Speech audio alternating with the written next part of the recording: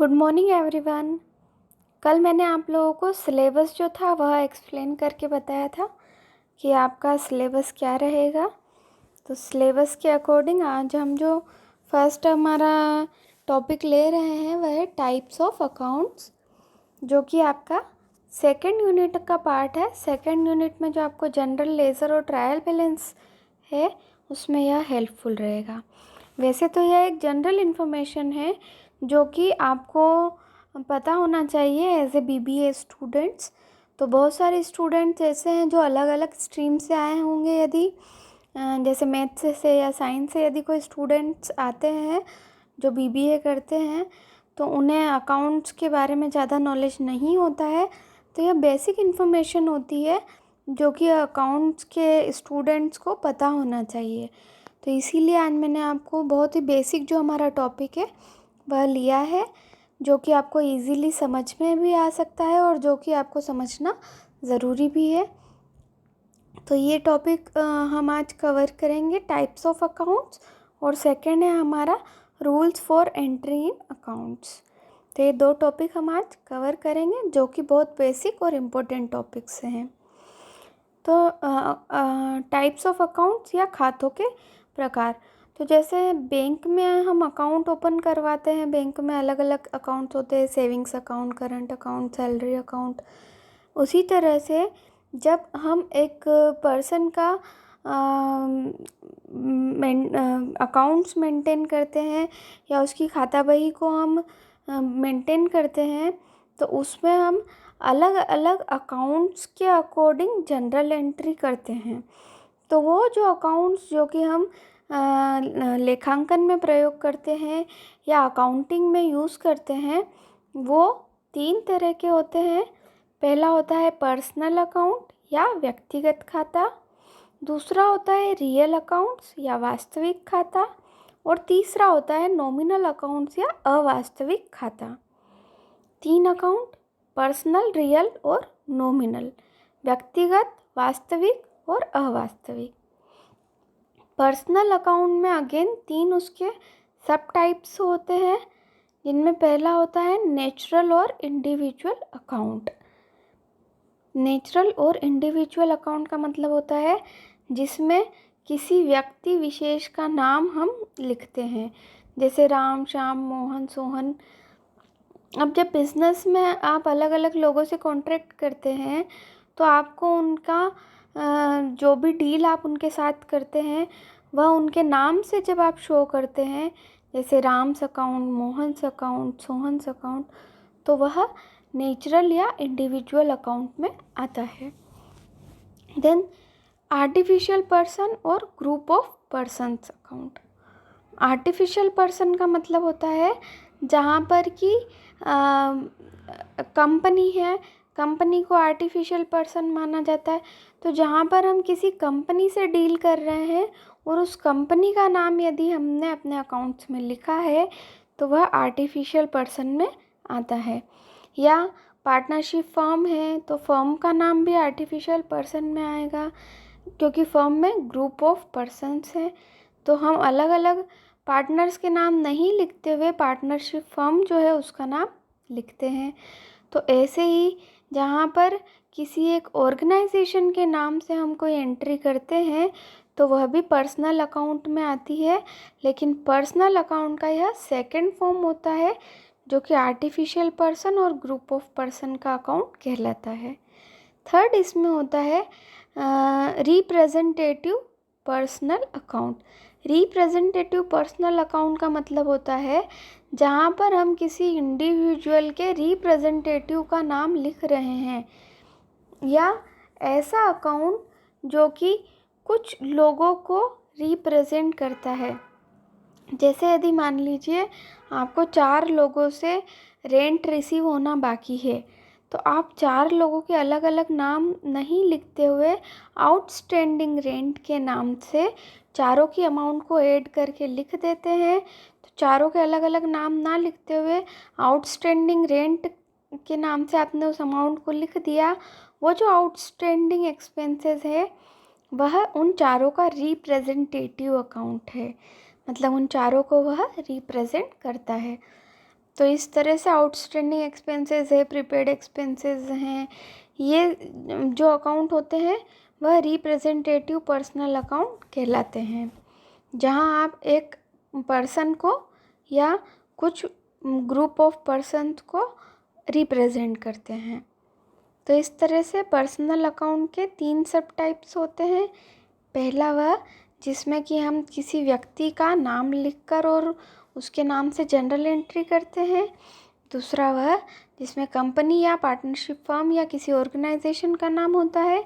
और तीसरा वह जिसमें कुछ व्यक्तियों का जो सामूहिक रूप से हम नाम लिख देते हैं, या जैसे डेटर्स हैं, तो डेटर्स में यदि मान लीजिए राम, श्याम, मोहन, सोहन, जो भी हमारे डेटर्स है, सबकी अमाउंट को मिला के अपने उसे एक नाम दे दिया डेटर्स, देनदार, तो वो अकाउंट रिप्रेजेंटेटिव अकाउंट में आते हैं। फिर आता है हमारा रियल अकाउंट्स, वास्तविक खाता।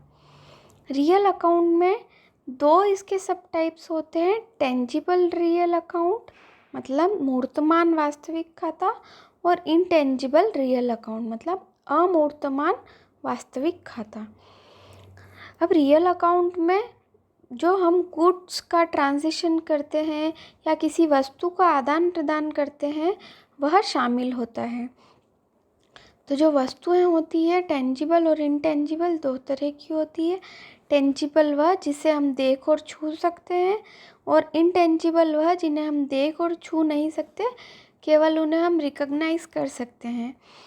तो देख और छू सकने वाली जो वस्तुएं होती है वह हमें पता है, जैसे हमने कोई भी सामान खरीदा है, बुक्स खरीदी हैं, या पेन, पेंसिल, आपने जो भी चीज़ें स्टेशनरी की खरीदी हैं, वे सब मूर्तमान या टेंजिबल होती है।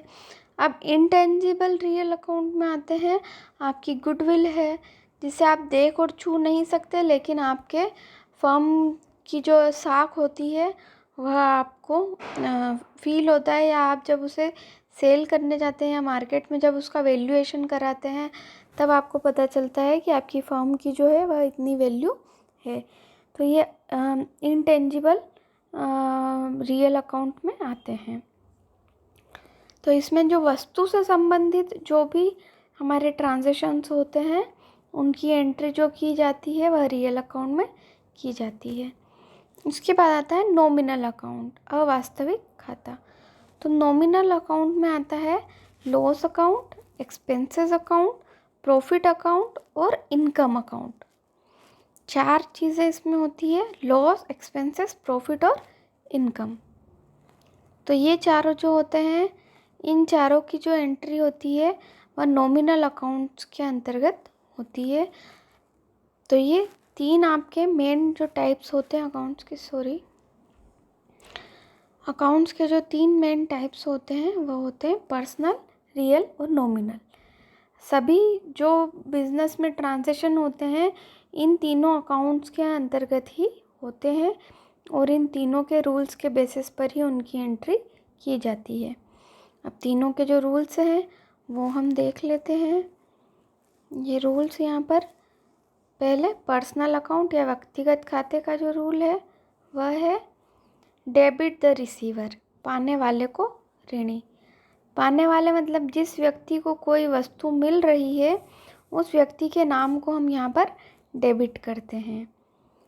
फिर क्रेडिट द गिवर, देने वाले को धनी। डेबिट जो है, डेबिट और क्रेडिट जो है यह अकाउंट्स की टर्म्स होती है। डेबिट का मतलब होता है ऋणी या नाम, और क्रेडिट का मतलब होता है धनी या जमा। तो नाम और जमा इनके हिंदी में प्रोनाउंसिएशन है, या हिंदी में इनका मीनिंग होता है, और इंग्लिश में डेबिट और क्रेडिट लिखा जाता है। डेबिट का शॉर्ट फॉर्म है DR और क्रेडिट का शॉर्ट फॉर्म है CR। तो जब भी DR या CR लिखा हो तो उसका मतलब डेबिट या क्रेडिट होता है। तो डेबिट द रिसीवर मतलब पाने वाले को ऋणी, जिस व्यक्ति को कोई भी वस्तु या कोई भी अमाउंट मिल रही है उस व्यक्ति के नाम को हम हमेशा डेबिट करेंगे। और क्रेडिट द गिवर, और देने वाले के नाम को हम हमेशा क्रेडिट करेंगे, मतलब जिस व्यक्ति से कोई वस्तु हमें मिल रही है उस व्यक्ति का नाम हम क्या करेंगे, क्रेडिट करेंगे। ये पर्सनल अकाउंट का नियम है। फिर रियल अकाउंट मतलब वास्तविक खाता। वास्तविक अकाउंट का नियम है डेबिट व्हाट कम्स इन, मतलब प्राप्त वस्तु या संपत्ति ऋणी। मतलब जो वस्तु हमारे व्यापार में आ रही है या जो संपत्ति हमारे व्यापार में आ रही है उसको हम डेबिट करेंगे। और क्रेडिट व्हाट गोस आउट, गई हुई वस्तु या संपत्ति धनी। जो वस्तु या संपत्ति व्यापार से जा रही है या जिसे हम सेल कर रहे हैं तो वह क्रेडिट होगी। व्यापार में आने का मतलब होता है जिसे हम परचेस करते हैं और बिजनेस में उस वस्तु को हम लेकर आते हैं, उसका मतलब होता है व्यापार में आना। व्यापार से जाना मतलब जिसे हम सेल करते हैं और जो व्यापार से जाती है उसे हम व्यापार से गई हुई वस्तु कहते हैं। तो परचेस जिस भी वस्तु का करेंगे उसे डेबिट करेंगे और जब सेल करेंगे किसी वस्तु का तो उसे हम क्रेडिट करेंगे। देन नॉमिनल अकाउंट के रूल्स में है debit all expenses and losses, समस्त व्यय व हानियाँ ऋणी। बिजनेस में जितने भी एक्सपेंसेस होते हैं या जितने भी लॉसेस होती हैं उनको हम डेबिट करते हैं। And credit all income and profits, समस्त आय व लाभ धनी। जितनी भी इनकम आपको हो रही है या जो प्रॉफिट आपको हो रहा है उसे हम क्रेडिट करेंगे। तो ये तीनों तरह के जो अकाउंट्स होते हैं उनके रूल्स हैं, किस तरह से उनके रूल्स को हम फॉलो करके और जनरल एंट्री करते हैं। तो ये बहुत बेसिक रूल्स होते हैं, इन्हें 3 बेसिक रूल्स ऑफ अकाउंटिंग भी कहा जाता है। तो ये रूल्स हैं और ये तीनों तरह के अकाउंट का डिस्क्रिप्शन है, ये बहुत ही इम्पोर्टेंट है। तो ये आप अच्छे से याद कर लें क्योंकि ये आपको आगे तक काम आएगा जब हम जनरल एंट्री करेंगे, लेज़र का बनाएंगे, ट्रायल बैलेंस बनाएंगे, हर जगह पे आपको ये यूज़फुल होगा। तो ये आप याद कर लें। होपफुली आपको ये समझ में आ गया होगा, लेकिन फिर भी यदि आपको कोई डाउट होते हैं इसमें तो आप सेशन के एंड में पूछ सकते हैं। Thank you.